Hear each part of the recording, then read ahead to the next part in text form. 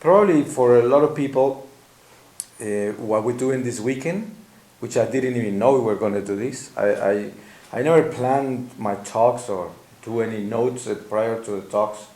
I let the Holy Spirit guide me. And just Thursday, I prayed and sat down and wrote the themes of the retreat.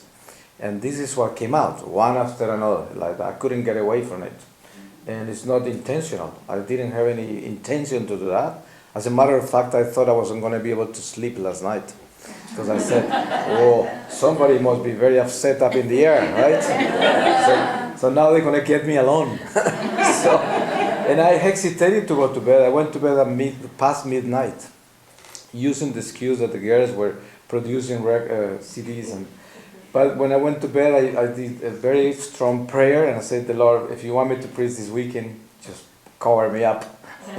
And He did. I slept very well last night. So the themes are themes that are controversial in the church today. Unfortunately, you know that even speaking about purgatory and hell is controversial in the church.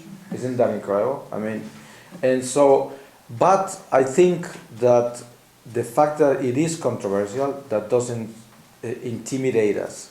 We should always preach what is right and the truth, and we can never hide this. How can we hide our enemy? See, it would be ridiculous to play like the enemy doesn't exist. It does exist, and we have to be aware of that. And it's not that we are here trying to make a big deal of the devil and making him so important that he's going to take over the weekend. And he is the leading figure of the weekend. Because a lot of people will think like that. They say, oh, a whole weekend dedicated to demons and all of this darkness. And it's not dedicated to that. It's the opposite. The whole weekend is dedicated to the triumph, the victory of God. And we're showing the enemy defeated. We are not showing an enemy that is over us and ruling us and conquering our lives. We're showing an enemy that is defeated. But at the same time, we are showing the strategy of the enemy as to how he's working, and especially today. Because, thieves, they have to come up with new tricks every time. Because the police gets the latest tricks, so they cannot come back and do the same. So they have to reinvent themselves in order to keep on stealing. Liars are the same, they have to come up with new strategies of lying in order to be con artists as they are, and continue ripping people off and doing what they do. And every sin is like that. It's strategical. So the same way when we fight against sin, against darkness, we have to come up with the strategies according to the strategies the devil is coming up with. So we have to fight that. That's why if you read a treaty of demonology from the Catholic Church that is 100 years old or 50 years old, I'm sure a lot of that is not going to work today. Because the devil is moving on, he's bringing up new stuff. See, in year 1920, there wasn't TV, there was no internet, there was not a lot of things we have today. So the devil was obviously working different. He was on horseback, right? So the devil wasn't flying airplanes. So you have to understand that things change. And it's not that we're going to become modern and up to date in the wrong sense of the word, but we are going to be aware that the devil changes his tactics and he moves along life, along civilizations and this human cycles, and whatever we come up with that is always done for good, he turns it into bad, right? So technology, he turns it against us. Everything we invent, he's going to pervert it. So we need to be alert about this. So to start, today we're going to speak in this talk about deliverance from demons. It is a popular topic among some areas of the church, like the charismatics and a few other ministries in the church. And it's very scary and rejected by a lot of Catholics. They don't want to know anything about deliverance. To the point that even in the clergy, a lot of clergy are skeptical about deliverance because a lot of priests have studied in seminaries where they were told the devil doesn't really exist. It's like an energy. It's something, this new theology. So a lot of priests are not convinced that there are spirits actually bothering us and working through us and possessing us and obsessing us and oppressing us. A lot of them don't believe. So imagine a deliverance ministry is nothing they will do. It's nothing they will accept because they don't believe it. So we're going to ask the Holy Spirit for His word so He can lead us. And I'm going to read to you from Romans 2:12. And it says, everyone is judged by his conscience. Those who without knowing the law commit sin will perish without the law. And whoever committed sin knowing the law will be judged by the law. What makes us righteous before God is not hearing the law, but obeying it. When the non-Jews who do not have law practice naturally what the law commands, they are giving themselves a law, showing that the commandments of the law are engraved in their minds. Their conscience, speaking within them, also shows it when they condemn or approve their actions. The same is to happen on the day when God, according to my gospel, will judge people's secret actions in the person of Jesus Christ. But suppose you call yourself a Jew. You have the law as foundation and feel proud of your God. You know the will of God, and the law teaches you to distinguish what is better. And so you believe you are the guide for the blind, light in darkness, a corrector of the foolish, an instructor of the ignorant, because you possess in the law the formulation of true knowledge. Well then, you who teach others, why don't you teach yourself? If you say that one must not steal, why do you steal? You say one must not commit adultery, yet you commit it. You say you hate idols, but you steal in their temples. You feel proud of the law, yet you do not obey it, and you dishonor your God. In fact, as the scripture says, the other nations despise the name of God because of you. So, I guess with this clarity, immense clarity that St. Paul is enlightened to speak to us, we take that into our hearts and we understand that sincerity is a command in our lives in order to be free of the snares of the devil. If we are not sincere about God, about faith, about the law, then we are in trouble. It's like relationships. If we are not sincere in a relationship, there is no love, there's something wrong. And both will feel it because there is no sincerity. There has to be sincerity. Even if things are not right. Sometimes people can tell you, I have a hard time understanding you and truly loving you because I have a hard time. But that is sincere. And that makes it easier than if you pretend. See, when you pretend, it doesn't work.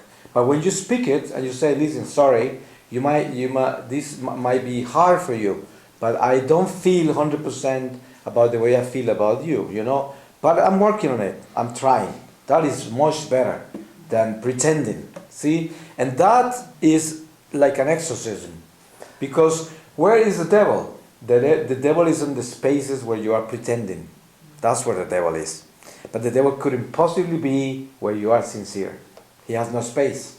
Where will he come in? He has no space to come in. So that's why when they say speak the truth, okay, we have to understand something. If you have a child and the child has problems, and many children today have problems, they have problems, mental problems, psychological problems of all kinds, emotional, because we live in a very dysfunctional world, packed with all kinds of situations that you cannot even begin to describe. Psychologists can tell you about that, and human science is working hard and trying to help out, right? And we know it's difficult. We live a difficult life, more than ever, because we are confronted with too much. And so you couldn't possibly, because the child is a certain way, you couldn't possibly tell the child that, hey, by the way, you are very slow in this, you are, by the way. That's the truth, right? But should you tell him? No. So you notice how difficult it is to deal with the truth and how you deliver it? So the truth has to be love first, charity. The truth has to come from charity, from love. And then you will learn how to deliver. Then you will learn your choice of words. Then you will pick the right time to do things. When to say things, when not to say them, what to say. See, and who to say it to. So this is leading us into deliverance. Why? Because we need to understand how is it possible that we are going to be able to close the doors to Satan and not to let him get us. I just got a letter from a friend of mine in Colombia that is a very Catholic family. And one of them, being a very prayerful man, very faithful to God all his life, ended up with spiritual problems. Serious. So serious that he's been in deliverance now by an exorcist. So you ask yourself, how could this be possible? How can this happen? Well, there are a lot of things involved. This person apparently gave his life in preparation for vocations, for the religious life and priesthood. So apparently the devil came after him in an incredible, big way. So demons were manifesting through him and saying they were going to kill him, not to dare to help him out because he had to die, because of him they were having vocations, going to seminary and all of this. That's how the demons were speaking to him. And this happens. Yesterday was one of his sessions. I was praying along with them, hoping he's delivered, right? So look how mysterious this is. This demonic action is taking place in a person that is not a person that lives in sin. So you may ask yourself, how could this happen? Well, you notice that Padre Pio was the scare of many monks in places where he lived. You know, when he was on his way to San Giovanni Rotondo, and for the first time he was going there, and he never left there once he got there. But when he was on his way, he stayed in a few different monasteries before, and the devil would keep him up all night. So Padre Pio was screaming all night, and they would find him on the floor, all beat up, and then all the monks said, "Why don't you take him away? We don't want him in this monastery." You know, he would keep all the monks up, right? And he was suffering terribly. So for a lot of the religious, they probably thought he was possessed, you know. Maybe they thought he was a great sinner and the devil was using him, and that's why he had so many spirits bothering him. I'm sure it crossed the mind of many of them. Because, you know, people are really cold, you know, when it comes down to spiritual problems like that. The last they're going to imagine is that they are instruments of God. They think, oh, there's a reason why the devil is taking them. But it's not true. There are victim souls. A lot of the mystics have been beaten by the devil and terrified by the devil. They hardly sleep, you know, and things like that. So you can see that there is demonic activity also with people of God, people that are faithful. But those are very, very unique cases. Actually, very isolated cases. They are not a massive case in the reality of the church. So, because in general, if we are faithful to God, if we are really committed with God, the devil has no way to work through us. He has no way to bring spirits in our lives in a way that they're going to command our ways, that they're going to permeate our instincts, senses, because that's what they do. They permeate everything in you. And the next thing you know, you end up turning into another person. You notice a lot of people that have demonic activity, they flip. They have multiple personalities. They are usually diagnosed as schizophrenic because they change all the time, and it's a spiritual work in them. You know, they become like mediums, like channelers, and so they're unpredictable. They could be very nice, and then the next second they could be the most aggressive person in the world. So not all the time this comes from the spirits. Sometimes it's just mental problems that are a problem that is chemical factors in the body and different reasons. A lot of people are hurt by medication, and they end up with mental problems and situations that don't come from the spirits. Obviously, at the end of the day, if you speak spiritually about everything, everything has a spiritual origin. See? Even the disease, a mental disease of a person may come through generations, right? So at the end you could say everything has a spiritual origin. But speaking just basically for our foundation of our simple life, there are factors that are not necessarily demonic activity brought about because of your actions. See, directly. Like people practicing New Age, like people doing witchcraft to you because you were in mortal sin. Let me give you an example. A married man finds himself a lover. And so he is committing adultery. At that moment, that married man enters a territory of sin. So that married man is in the hands of the devil, 100%. Not his wife or his children, but he is in the hands of Satan. Obviously, the whole home is going to suffer because he opened a door to destroy this family. This person's lover has the power through witchcraft to really get this man, right? So you notice sometimes how a man gets a lover and the next thing you know they walk away in the most horrible way and leave family and children and everybody and they're gone. And nobody will understand how could this happen. This person was such a good husband. He would never gave anything, any sign that he was such a sinful person. And all, the next thing you know, he's gone with somebody that he just met and is gone. So what happens is people ask themselves, does witchcraft really exist? Do witches exist? And so the answer is yes, of course they do. And who do they have power against? They only have power to those that open the door to sin, only. If you are in mortal sin, the devil has power over you. So if someone wants to do witchcraft on you and you are in mortal sin, they can get you, for sure. But if someone is married and a woman falls in love with this man, and this man is not going for, is not paying attention to that, no matter how much witchcraft this woman is going to do to this man, it's not going to touch him. He's not going to feel anything. The devil has no power over that person because that person is within the territory of God and there's no entrance. There's no entrance. There might be hesitations and temptations, obviously, because there is a force coming your way. So your thoughts might come in, ideas might come in, temptations. But a person that is faithful to God knows how to get rid of temptations. So it's something that happens to us all the time. How many times can you be walking in the streets and somebody can have a bad thought about you just by looking at you? A stranger. So you will feel something, you will have a thought, you don't know where it comes from. You will have a feeling, you don't know where it comes from. And it's probably someone projecting it to you in the street. It happens. That's why I always tell people, especially today, you have to watch very much what you do.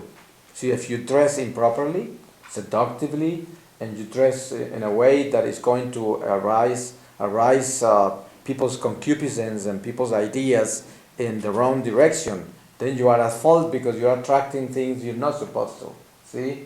You notice all these people like the Muslims and Hindus and Oriental religions, though they are pagans and Muslims are a very difficult religion to understand for us Christians in many ways, right? But there is something about the dress codes they have. I wouldn't say women should wear those outfits, that's proper of their religion, they have their reasons. And I don't believe, unless you are a religious, a nun or something like that, or a priest wearing a cloak, or things, everything is in its place, right?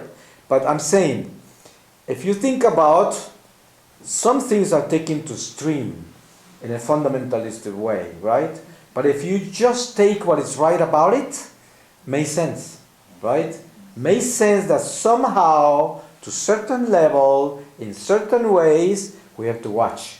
Not to let others just use our presence for evil, for wrong. We have to be careful, because we could be instruments of exciting people in the wrong direction. And then we're going to get a lot of information in our heart that we don't know where it comes from. Ideas, thoughts, temptations, things. Where do they come from? I'm at peace with God. I just came out of confession. Well, just check yourself out. Maybe you're provoking something just by the way you dress, the way you walk, the way you express yourself, the way you exchange just your eyesight with people in the street, the way you manage, you handle yourself. There's so many ways we can connect with evil, connect with the wrong things in life, in general.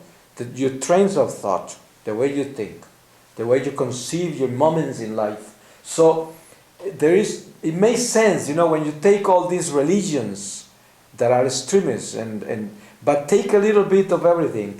Just on this, I'm not talking New Age here. They're saying take a little bit of everything and turn it into one. That is called syncretism. I'm not talking about that. I'm talking in a good sense of a Catholic culture and religion. We have to learn, right? So when you look at all those religions and they take it into streams, there's something good in all of them. There's a reason why they do things. And if you really observe them, you say, a little bit of this wouldn't be wrong. A little bit of that will help me. But if you really look at it, we had it all the way from the beginning. We just lost it. See, if you look back to the Catholic faith in the past, years ago, we were taking care of all of that. If you look at the holy women of Jerusalem, if you look at the women through history in Christianity, you're gonna see women and men very properly dressed, very well taken care of in everything, in every aspect, not to create a scandal in any way, to be very careful as to how they handle themselves. But today, what I'm speaking about is scandalous. See, a lot of people will accuse me of being fanatical and fundamentalist because, I'm completely overboard. This is way out of hand. We have to be up to date. The world is handled different today. I'm not supposed to be like that. This is of the past. See, but I tell you, that is the same thing with the gospel. You think the gospel has to be updated and put up to date to today's civilization? No way. See, the gospel is timeless and is eternal. Therefore, it's never going to change. So what I'm talking about is actual, is present. It's something that is going to be today, tomorrow, and ever, always. So, when you find a person that has spiritual problems, I don't know how many of you have seen a person with spiritual problems, with activity of spirits, where demons speak through them. I don't know how many of you. Can you raise the hands and see how many of you here have seen a person that is possessed or oppressed and is convulsing on the floor and voices come out, Well, very few of you, I'm surprised. Because sometimes when you go to places like Medjugorje and places of charismatic prayers and prayer groups and places like that, sometimes you see manifestations because they can't stand prayers and praising and things like that, so they manifest. And a lot of people didn't even know they had a spiritual activity. And the next thing you know, they are on the floor, convulsing, and the spirit speaking through them. I know this sounds very scary, but it is a fact. I have seen it. I've been in a lot of deliverance with exorcists of the church, in many countries and different places. And many times that I have been giving a talk, someone will get up and insult me, horrifying words, cursing me and telling me to shut up, just like that, literally. Shut up, I hate you. Why did you have to come? And all of this. I know right away that's someone talking to me from somewhere else, right? And then the next thing you know, that person is diagnosed, right? They say they need an exorcism or deliverance or something like that because they can't stand this type of preaching, They will intimidate them and they will go insane because they don't want the person that they are controlling, they don't want that person to accept that and to understand that because that they will lose power on that person. They will lose the grip. So they will fight against you. So, you can come here and preach a very groom and manicure a speech on theology, you know, of demonic or demonology, and speak very, very brightly and very structurally on the deliverance of demons. But that's going to be just an intelligent talk, and demons will not bother with that. They will not be affected, because that goes right from the intellect into the intellect, and they can brush through that. They can keep that person still just intelligently assimilating it, and they will not let the heart take it. So as long as the theology doesn't reach the heart, the spirits are okay. They don't bother, because they know nothing is going to happen. Things that go to your mind, to your intellect, spirits don't bother, because they are able to control your intellect. They are intellectual bodies, and that they have taken you for some reason. They are in control of your intellect, so whatever comes into your mind, they have an answer to that. They have a way to manage your thoughts in a way that say, all right, yeah, but you always have the formula to get away from that. You see, in a very intelligent way, because they're going to give you an option. So they have the alternative right away, intellectually. But don't go to the heart. See, I give you an example. Sunday Mass, homily. Sometimes you see a priest reading a homily. This is not the case always, because a lot of priests, even popes like Benedict XVI and Pope Francis, they prepare their own homilies, you know, and they just read because they want to make sure they remember everything they meditated on. But some priests just pick things from internet, you know, and some preachers do. They pick things from other people and actually sample different things and make like a speech out of that. And then after they read the words, they come up with something they're reading. And you hear it what they're saying. But it's just like this, it goes. And it's actually, the words sometimes go like this, right beside the pulpit, you know. And it doesn't really, it's an intellectual presentation of something. It's an idea. It sounds truly monotonous sometimes, even because they're reading. And it's not like a speech that is coming from the heart. But when a priest on a homily reads the Word of God, closer, and it says, the Word of the Lord, thanks be to God, and everybody is, or praise the Lord Jesus Christ, and everybody is in the Word of God. There, it is the Word, in your heart. And then the priest goes from the heart, with the Holy Spirit, and let the Spirit flow. And everything he's saying is going right to your heart, right to your heart. And you feel this word alive, and there's something going on. Even simple words. Look at the example of the Saint Cure of Arts, Saint John Vianney. He was a man that wasn't very educated. He wasn't very structured intellectually. As a matter of fact, it was a miracle he was ordained, right? Because he was supposed to be sort of slow intellectually, but he was the holiest priest, right? The patron of priests. And so what was the secret? He was heart, all heart. So he would speak from the heart. So regardless of how simple he was, things were going through the heart of people. And he was so famous because people will feel the Holy Spirit every time he spoke. And he could give sermons of hours, you know, and people will be there like this, not blinking an eye. Because this guy, so was St. Anthony of Padua. So his tongue is uncorrupted, you know. They call him the man of the golden tongue, St. Anthony of Padua. He will heal and deliver people just through his homilies, you know, and his sermons. People will be healed just listening to him. And why? Because he was coming right from the Spirit. It was nothing planned. It was something that will come so naturally out of his heart. And the Holy Spirit will use him in a big, big way. In a big, gigantic way. So, what is the activity of demons? Demons don't want you to go to the heart. See, don't want you to go to the heart. So that's why there are all saints that tell you, go for your heart. What does your heart tell you? And this is the all wisdom, right? Always go for what your heart tells you. Your heart is always going to guide you. If your heart is aching, if your heart is telling you, hey, don't do that, hey, don't do that, hey, just go this way, trust that, because your heart is in the love of God. Unless your heart is so perverted and so hardened by sin that you cannot even hear your heart anymore, because your heart is dead. That's what happens to people before they commit an abortion, before they kill love. They have to harden their hearts in order to do what they have to do without love. See, what can you do without love? You have to kill the heart.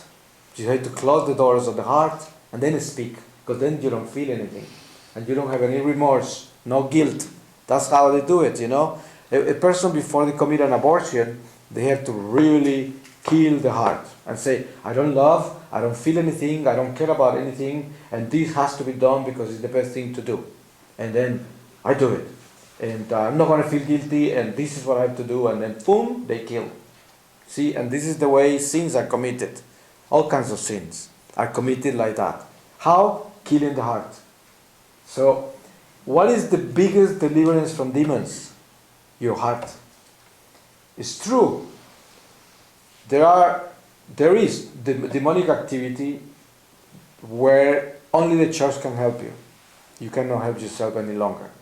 Some people have, like the ones I was mentioning, people that already drop on the floor and begin convulsing and demons speaking to them. That's very serious already. So that means you need deliverance. When we speak about deliverance, we have to keep this in mind. Only the church has the authority over demons. Only the church, nobody else. Demons will not obey anybody else. Nobody has the command for that. Usually, the case of someone that has a spiritual activity is a case where, let's give you an example. You know about the immune system, right? Some people have a very weak immune system, so they pick all kinds of germs and all kinds of viruses from the air, airborne, all kinds of stuff. If they have a strong immune system, the chances are you don't pick anything. And what you pick is very light. You're able to get rid of it.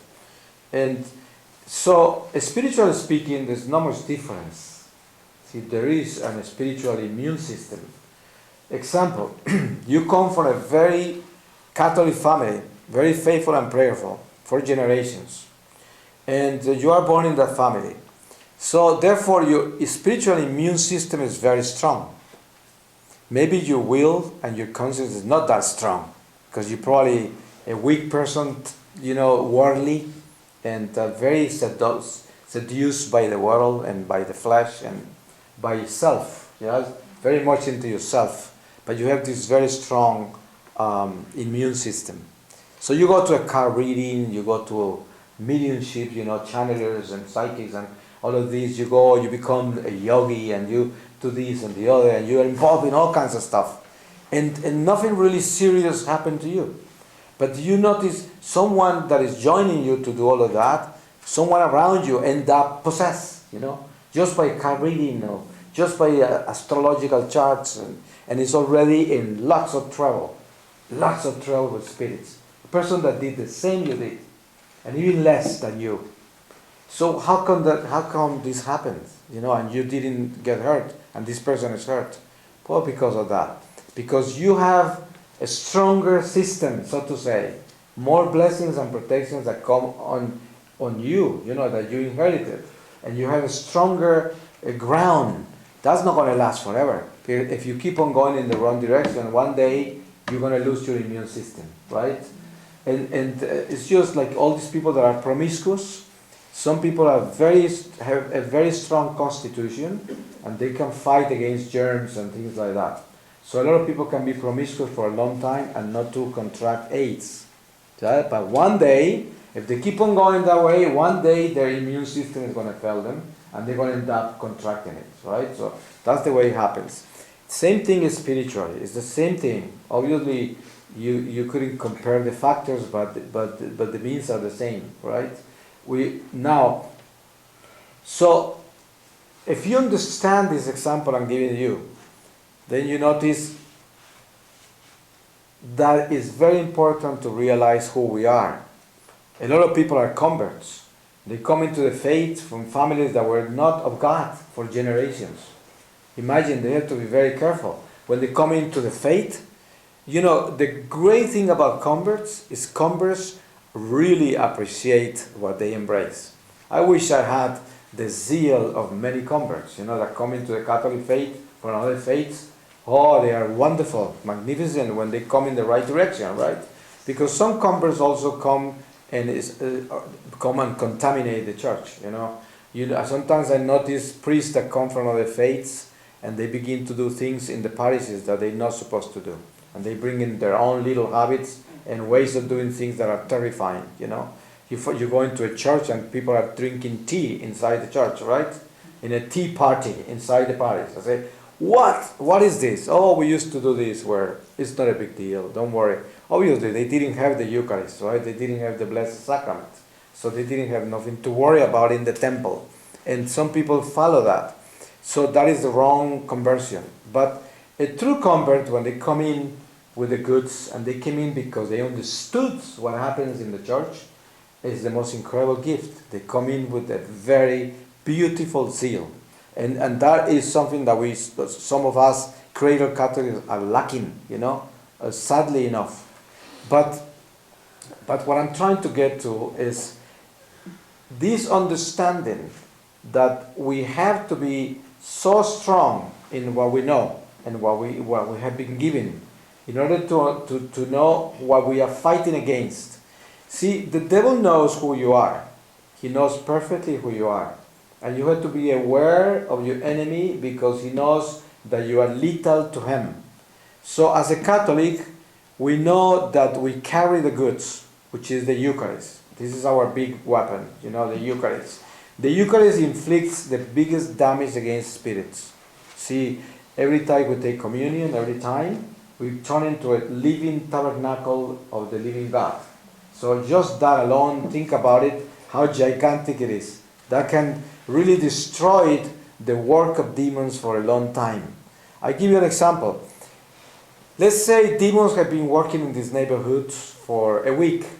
All the people that lives around here, people that a lot of them are not believers, some of them are pagans, some of them are falling away, Catholics or Christians, and they don't practice the faith, they are just worldly, and they probably good people, but they are not with God, and still, so the devil is working on each one of them, trying to destroy their marriages, trying to get them to be more and more sinful in this and this way, trying to just torment them, in many ways, just to make them miserable. Because you know what demons do? They make you miserable. That's what they do. They try to take your smile away, to make you very miserable. Sometimes they manage to give you money, fame, power, but make you miserable. They don't want you to be happy. No instrument of Satan is happy. See, they can become powerful and whatever, but happy they are not. They don't have true joy in their hearts. They might have money, they might have a lot of things, they don't have joy. They don't know that. They don't know true peace. They don't have that. Demons will not provide that. The devil doesn't have it. How is he going to deliver that? Peace and joy doesn't come from the devil, only comes from God. So if a demonic person is someone that is worldly and is just greedy and is just out there in the world making it for himself or herself, is a person that will never have joy. They will have just euphoria, satisfaction. And how long does the word satisfaction last? Until the next satisfaction, right? It just doesn't last. It lasts a moment. It's like promiscuity, right? How long does the pleasure of impurity last? Just a few minutes. And then what happens? Withdrawals, depression, darkness. So that's how long it lasts. It lasts a few minutes. And then you need more in order to feel that again. And how long can you do that? You see, you destroy yourself. And those are demons. So we need to understand that this type of warfare is waged by us with the Eucharist. All these people around the neighborhood, when we are here doing what we are doing this weekend, and that's why we were advising you to be very careful to understand that the Blessed Sacrament is in this room. See, there is a choice always to take the Blessed Sacrament away, right? Which I always think is appropriate to do. Most of the time I ask Father to do it. But I try as much as I can to not to do it in order for us to keep really a hold of ourselves. But we all make mistakes, even I. Sometimes I forget that you can hear everything from this other room and you raise your voice there and disturb the ones that are praying here. not intentionally, but it happens, right? But things like that. But what is going on? What's going on is what we are doing here this weekend. We are opening our hearts to God. Our hearts. Remember that word. Hearts to God. That alone is the biggest torture to demons. Oh, they don't want a group like this to be open in the heart. Imagine the damage you inflict on demons when most every human being is living with a heart that is closed. See, most people you see in the street, they have a hard time saying hello to you, loving you. You notice people walking a dog in the street, and you're walking by them, and you're the only two people on the block, right? And they have a hard time looking at you. The dog is looking at you all the time. Right? Wagging the tail, and the dog is dying to go to you, you know? And then they're pulling the dog back and pretending the dog is lethal, right? So, but the dog is just a dog, a friendly dog. He still wants to jump on your lap, but they pretend the dog is going to bite you, right? But they are the ones that want to bite you. So, you see, from those two, I think the one that bites is the owner. So, now, the dog is friendly. So, it's so sad to see that dogs are the ones friendly and the owners are not, when it's supposed to be the opposite. The dog's supposed to be a guardian, right, that is menacing, saying, don't dare to come to my owner, right? And the owner is supposed to be the vulnerable one saying, hi, you are. That is a loving picture, right? But today, the picture is upside down. The dog is all loving and the owner is like a dog, right? So we are upside down. So this is something very important for us to realize, you know. People have a hard time loving. Why? They are not of the heart. So demons are very happy getting them to walk a dog. Obviously, right? Because what they do is they diminish in their graces and blessings. Every time you walk without love, you're walking with Satan. It's an empty space in your life. And those empty spaces at the end of your life, when you die, they are very difficult to walk through because it's darkness. Imagine if you are made of a lot of dark spaces, how are you going to walk through the spiritual world? You're going to be blinded in a lot of spots. That's what purgatory is made of dark spots in your life. And while you are standing in a dark spot of your life, you're terrified because you feel lost. You feel you cannot see, and you need help. And that's why prayers help souls. Prayers push them into the next spot of light they have.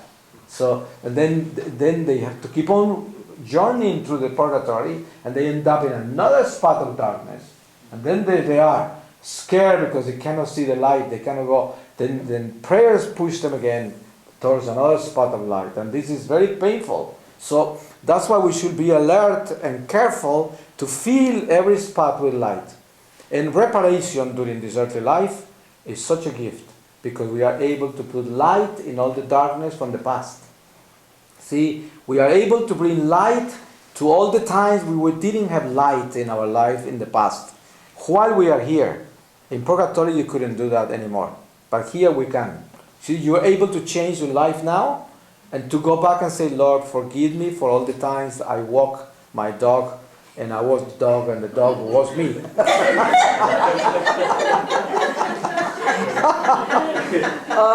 Because that is really what happens in so many ways, you know. Think about yourself in a bus, in a train, in a plane. How many times have you been totally indifferent to everyone that was around you? And you made everything possible not to speak to anybody. I have flown with people for 14 hours. You see, a flight from here to Sydney or whatever, you know, I don't know, to Singapore. And sitting beside people that were making everything they could not to talk to me. Everything, right? Every time I was getting a little bit like one talk, they would be faking a snore right in front of you. Every time you make some move, they were trying to do that. They will not do that with my laptop, right? Every time I open my laptop, they will be dropping in there and watching trying to read what I was writing, right? Or reading. But trying to talk to them, impossible. They will not open up. No heart at all. But some people are the other extreme, right? they talk your ears off for 14 hours. You don't want that. You don't want that either. So, but you have to understand that demons work through all of this. So how does this demonic activity works in our lives, and how do we end up with demonic activities? Well, I gave you the exception at first, right? There are victim souls, and you cannot. You have to distinguish these two things. Instruments of God suffer a lot of problems with Satan, and spirits will really work against them. So that is a fact. It's not a secret. It's documented in the church. Read the life of the saints. I'm sure many of you have read that, and so have read that. And I'm sure that you understand that it's a fact. The church testifies that, certifies that. But in general, demonic activity is only due to sin. See, it's only due to us opening the door to the devil, to us closing our hearts. So that's why, when people are very structured intellectually, because they have a lot of education, if they don't pay attention and don't combine that with faith, I tell you, they become so intellectual, their heart is dead. So they're going to rationalize everything. That's why modern psychology today is so cold-blooded. See, in modern psychology today, you have a problem of any kind, and they always give you the easy way out, right? Leave. Stay away from that. Go, just look for yourself. Go and find yourself. And if you're religious, they use God for that. See, they use God. They place God in your therapy. And then they take you away with God, right? So you feel safe. You're not alone. See, modern psychology, if it's not with God, is very dangerous, because they take your intellect only and they kill your heart. So they teach you to just run away and find your own satisfaction, your own joy, your own self-realization. And this is what is so difficult.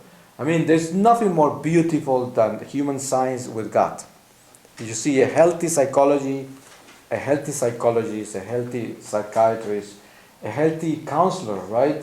That has this balance between this rational mind that is intelligent and wise and also holy, is the most incredible gift. But there are not too many of those. See, because of why? Because of the heart. The heart is not there. It's not there. So the biggest deliverance we have from evil is our heart. And you can never forget that. That's why just be aware that every time you're going to do something in this life, if you want to make sure demons are not involved, put your heart in it. And they have no space. They cannot come in if you put your heart in it. See, I give you an example. You are here in this room, and we are like 40 people here. And think about this. Are you sincere enough to think that everyone in this room is in your heart? Truly? I mean, do you care about everyone here? I know you probably don't know everybody's name. Probably you haven't seen people here before. You probably will not even see them again, probably. So, but the question is, are these people in your heart? See, some of us, like I was talking about Paul and talking about me and people that are involved in this retreat as far as the logistics and putting people together to come here and all of that. Probably we know of you, and we know probably your names, and we know a little more than everybody else about themselves, and about everybody else. But in general, if you just stop for a second and feel everybody here and question yourself, you say, is actually really, really, really everyone here in my heart, and everyone here is really important to me? Do they make sense? I mean, are they alive in my heart? Do they matter? Is it, when I leave here after this retreat, are they going to be in my heart? Are they going to occupy a space in my life?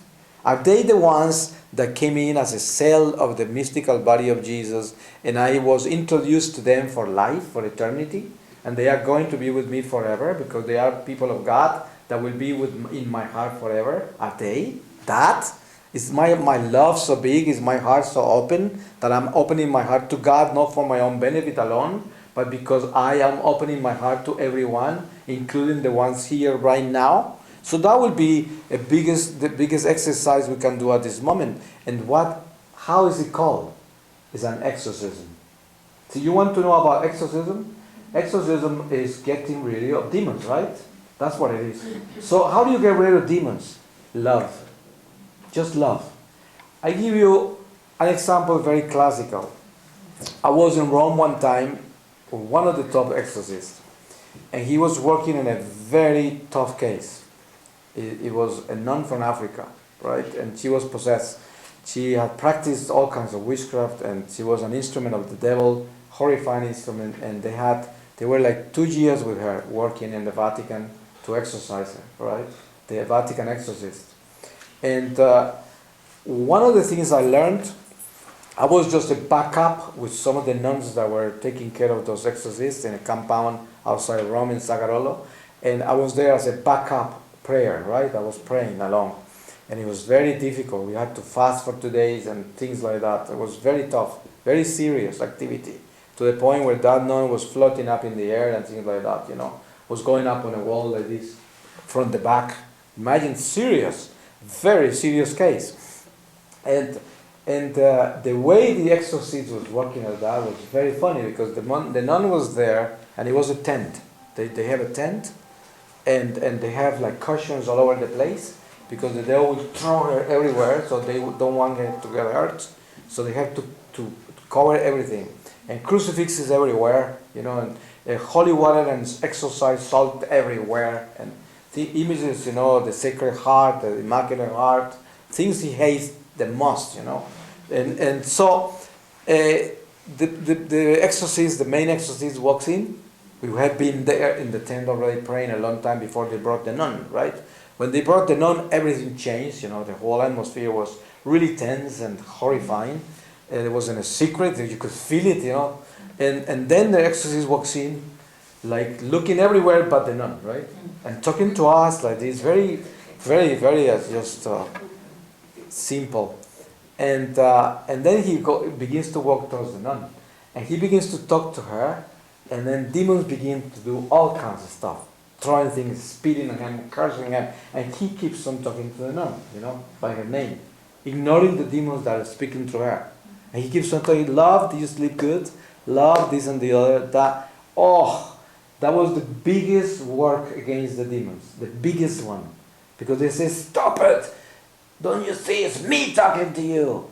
She is dead. She doesn't exist. Da, da, da. And this is what's going on for a long time. And he kept on talking to the nun, right? All the time. And demons were going insane, doing all kinds of stuff, trying to get him away from talking to her, right? But he was only talking to her. So she will react. Once in a while she will speak and say, help me, or something like that. And then don't stop praying. And then, the other voices will come in. And so I could see through all of that the only thing that was working was heart to heart, heart to heart, heart to heart. See, this happens when you have problems in a relationship between parents and children, friends, husband and wife, when fights break up, and someone is really mad, and they just go telling you all kinds of stuff, and all this is going on. But if you keep calm, and you keep on saying, okay, that's fine, yeah, whatever. You just let them tell you whatever. You just go along with it and say, you're right, I'm the most horrible person. Yes, true. Yes, you're right. So that person at the end, they give up. Because you get their hearts. See, you speak from the heart. You never let your intellect, you never let your emotions, you never let anything else get involved. You keep your heart in it. Keep your heart. And at the end, the devil loses. See, the spirit is going to be gone. Because I tell you, every time someone is enraged, the spirits come in. Spirits took over. Believe that. It's 100% a fact. See, you notice that. You are exhausted after that. Don't you feel when you lose your temper and you scream and you do things hysterically like that, after it's over, you feel used. Somebody came in and out. Somebody rode me. There was there was a rider on top of me. There was someone riding me. So, and I'm exhausted. I feel like, exhausted. Why? It wasn't me. See, I allowed it, but it wasn't me.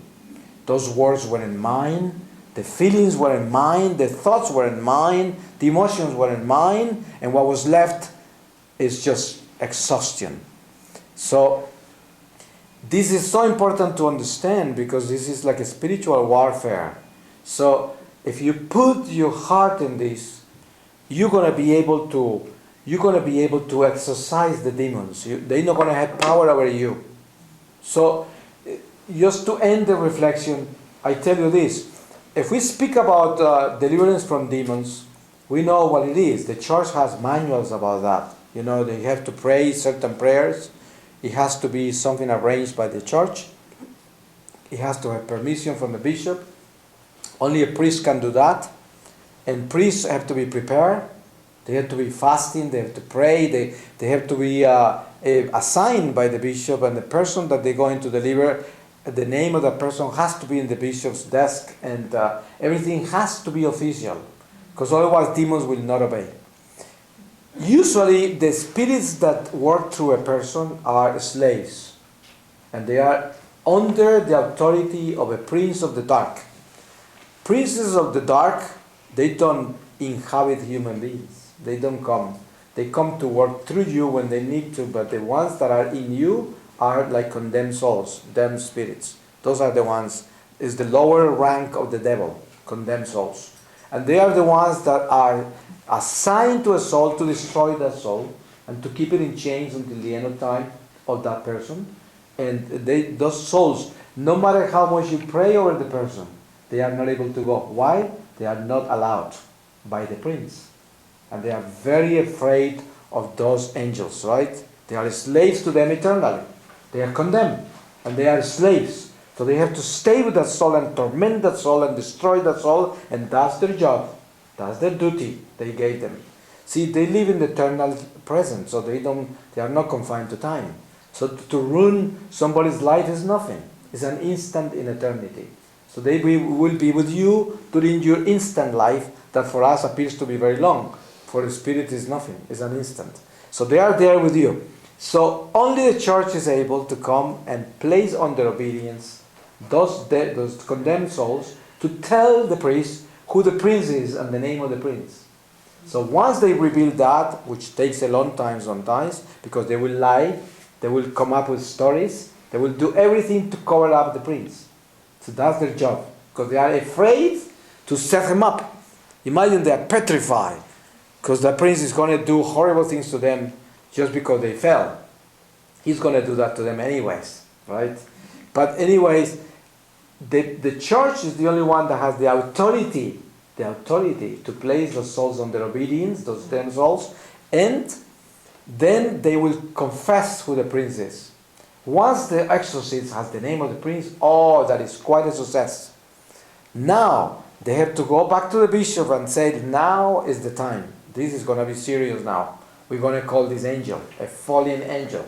That is a big time exorcism when you're going to come to that level, right? So they're going to mention the name that he has to come. See, once the church mentions the name of a prince, they have to show up right away. As a matter of fact, they don't even have to make any effort. They appear right away because they are in the spiritual world and the command of God brings them into the presence of God instantaneously. They are uncovered, unmasked, and they are there. So they try to play games with the priest because they are above in intelligence, right? So they tell the priest all his sins, they intimidate the priest, they scare the priest, they go like this. That's why an exorcist has to be a very holy person. See? And they have to prepare very well. Because yes, he has the authority of the church, but he's a human being. Remember that Satan was tempting Jesus in the desert? And he was the high priest. And he was the Son of God. And still, Satan was throwing things at him. Imagine a simple priest, like any one of us that could be a priest. I mean, just think about that. You have to be very holy. You have to prepare yourself very well. And in that sense, that's the only way deliverance can occur. So you notice how delicate it is today. they play with that so easily. Sometimes I go to prayer groups where they are delivering all kinds of people and doing all kinds of stuff. I say, if they only knew what they're dealing with. I have seen that with my own eyes. The spiritual world, not because I want it. The last thing I want to see is that, but I had to see it, and it's something that God chose for me to see. And I'm nobody, because if there's someone that is unworthy to be involved in this mystical side of life, is me. But God is the one that chooses that, not me. But the last thing I want in my life is to see anything. Sometimes people say, oh, you're so blessed. You can see other things. Oh, you don't know what you're talking about. So you just better keep silent, because you don't want to see anything. See, that's why Jesus told St. Thomas, blessed are those that believe without seeing. See, because those that see, they better get it straight, right? And also, it's not easy to carry. Believe me, it's not easy. Imagine, we are in the fallen world. So imagine what's around us. We are in the fallen world. We are packed with spirits everywhere, and the spirits are not good. See, so only if we are walking in the light with God, we are safe from them, because we are with God. So therefore, light chases away the darkness. So where you are, there is only light. So you can be in heaven on earth, because you are walking with God. So, but you have to keep that light going. And how many times it goes off when we are not in good shape, right? When we are weak with God, when we are not very holy, the light goes dim and dim. And then the darkness begins to take over. So that we have to continuously ignite that fire, continuously make sure that flame is up, continuously, because we are continuously in a pilgrimage. So we have to know that we have to carry this torch with us. And this torch fuel is the love. That's the fuel of our torch, the love we carry. So every time you walk without love, that the flame dims, and then darkness creeps in, and your life becomes really weird and depressive and strange, or cold-blooded, really hard and cold. You don't feel anything because you are in the dark. So this is something very important to keep in mind, to understand that we are in a spiritual warfare. So when I see these people doing deliverance in places, lay people, I say, and some of them are supposedly allowed by priests, or some of them claim a bishop let them do it. I don't know if it's true, and if it's true, what a horrifying mistake, because authorities of the devil can only obey authorities from the church, hierarchy, church hierarchy, and it is as bad as that, and I know it as a fact. It is like that. And the church writings on demonology explain that very clearly. He has to be a priest, and is prepared by the church, and is allowed by the bishop, and it's a special mission, right? In the past, every priest was an exorcist, because during the seminarian preparation, they will prepare them as exorcists. And unfortunately, someone did away with that. So I don't think it was God, But still, we hope that comes back into the church, because these are territories that we lost within priesthood. Now, today, they have to be prepared, they have to be chosen. It's a different time. But obviously, when we lose graces, it's because of sin. So Satan gets power to eliminate certain good things in the church. Why? Because of all of us, because of sin. So I'm going to read these words to just conclude this reflection. And I'm going to read to you from Ephesians 3:1. God's inheritance is for all. Ephesians 3:1. Ephesians 3:1. For this reason, I, Paul, came to be the prisoner of Christ for you, the non-Jews. You may have heard of the graces God bestowed on me for your sake. By a revelation he gave me the knowledge of his mysterious design, as I have explained in a few words. On reading them, you will have some idea of how I understand the mystery of Christ. This mystery was not made known to past generations, but only now, through revelations given to holy apostles and prophets. Now the non-Jewish people share the inheritance. In Christ Jesus, the non-Jews are incorporated and are to enjoy the promise. This is the good news, of which I have become minister by a gift of God, a grace he gave me when his power worked in me. This grace was given to me, the least among all the holy ones, to announce to the pagan nations the immeasurable riches of Christ, and to make clear to all how the mystery hidden from the beginning in God, the creator of all things, is to be fulfilled. Even the heavenly forces and powers will now discover through the church the wisdom of God in its manifold expression as the plan is being fulfilled, which God designed from the beginning in Christ Jesus our Lord. In him we received boldness and confidence to approach God. So I ask you not to be discouraged at seeing the trials I endure for you, but rather to feel proud because of them. And now I kneel in the presence of the Father, from whom every family in heaven and on earth has received its name. May he strengthen in you the inner self through his Spirit, according to the riches of his glory. May Christ dwell in your hearts through faith. May you be rooted and founded in love.